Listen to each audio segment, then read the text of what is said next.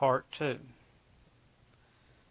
You know, over the other part of my life, I came from a home of a construction worker, Park County employee.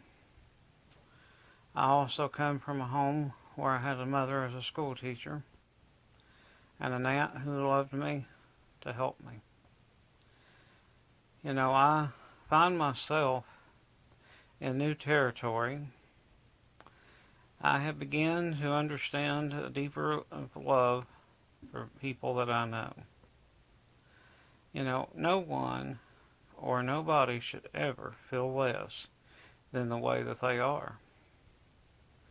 You know, in life, we're not given what we ask or need or desire. We're given what God thinks or Mother Nature gives us.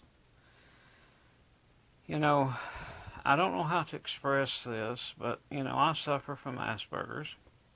I have a PTSD disorder from the abuse that I've had of a childhood.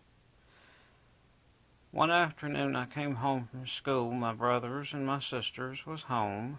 It wasn't a rare occurrence. And I had done something at school, which I guess I shouldn't have done. But my brothers beat me. My sister took a 2x4 and hit me constantly. She would find opportunities to hurt me and destroy me. My mother let be known what happened and just walked out of the room and let everything happen. I ended up having to have some stitches. I ended up having to have some work done. My father was a drunk man who constantly drunk, constantly couldn't keep his hands off of his children by abuse, and he neglected us. My mother did the same thing. My brothers was jealous of me. So was my sisters. I didn't ever know what they were jealous of me over. I guess they were jealous that I was gay. Is the only thing that I can come up with. So, a little bit of history. I did a lot of stuff when I was younger. I thought that it was good for me, good for my family. Found out later it wasn't. My mother and father constantly lied to me, told me that the house and home that I grew up in would be mine someday, which it really wasn't a very nice house, to be honest with you.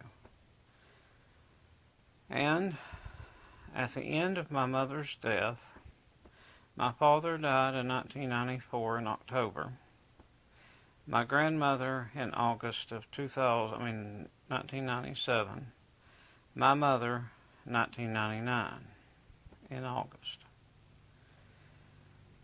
And after my mother's death, same year, I suffered a short-term stay in a place that I never will ever forget. It bothered me and has since bothered me. And every time I look back on my youth, I think that things could have been better. I could have been better. But there would be no known anything. So I have made my decision. My decision was at that time to never have anything to do with my family because they threw me out. They threw their own blood, flesh out the door, and it hurt me. I had to fight tooth and toenail for things that I wanted out of my mom and dad's house. Since I wasn't going to get the house, I should have had the privilege of getting the stuff within. I never got one iota of a thing. I've had to send people that when they would have yard sales, I had to collect my stuff by paying for it not once but twice. I have 98% of what my mother and father had. It hurts me to this day to know that I'll never get everything. There's pictures I gave back at my brother's funeral. I got called to bring all the flowers that was divided up and was set aside and give them back. You know, it hurt me. I mean, even though my brother treated me like garbage, my family has all treated me like garbage. And what I mean, garbage, it hurt me. It has continued to hurt me through the years. No one that I know could have stood what I've had to go through within my life. My life has been complicated since day one. I suffered 5 years of an illness I never knew what I had until I got to be a teenager and figured out that I would have undeveloped lungs. And finally, when I was 13 years old, my lungs finally formed to the size that they needed to be. I was a premature baby, which shouldn't have anything to do with anything, but it was used against me many times in arguments with my family. You know, I often wondered what family really was. I often wondered if it was my fault at all that I was born. I really look back and all the people that I've touched, knew, and loved, and have touched over the years and helped. I had learned how to do things without having to have any education in different fields that I've done. I've helped a lot of people. I mean, the things I've got in my house, I have worked very hard for everything I've got. I have put myself on hold to make the people around me have a life. It's time now that I take stock in myself and do what I think is right for myself. Without that, I will perish and die.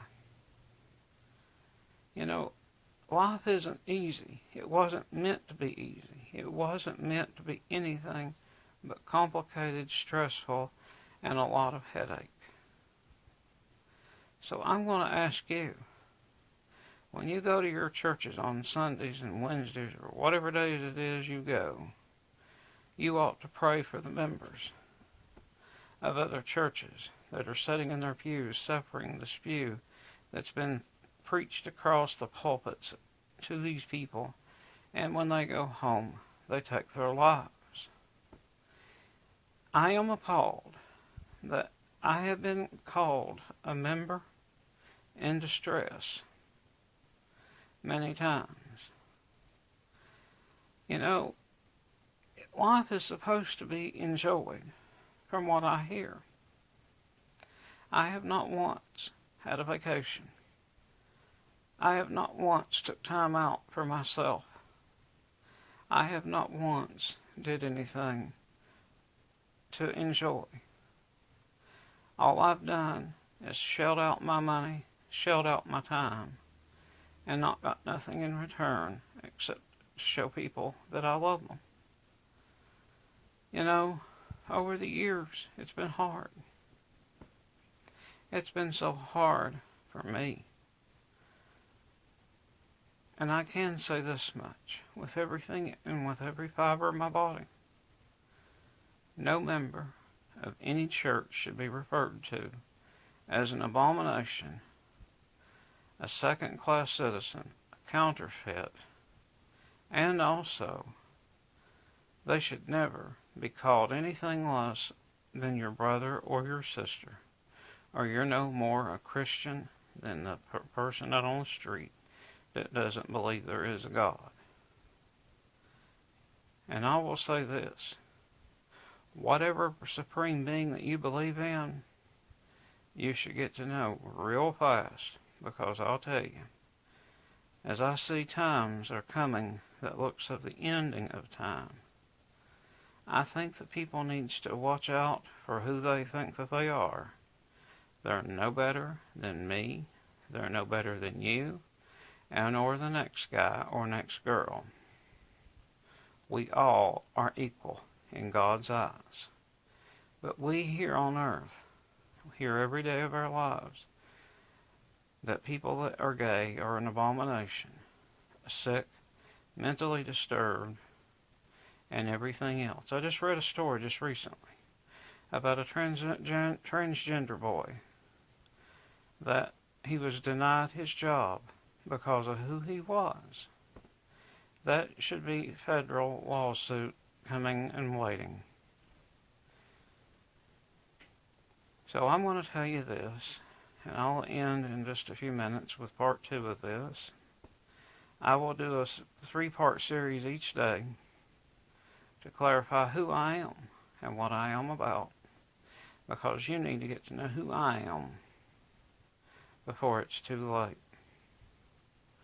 We all have egg timers ticking. We never know when our time's up. Oh, I will tell you, I spend 90% of my time where I am right now, in my bed, because I cannot leave, cannot do the things that I want to do, and I sure can't go places because of my Asperger's and also my PTSD and my other few problems that I suffer from. I really have an anxiety of going to the grocery stores now and places that I need to be. It hurts. It makes me feel sick. So, part 2, this next part will be the last. I'll see you in a few minutes.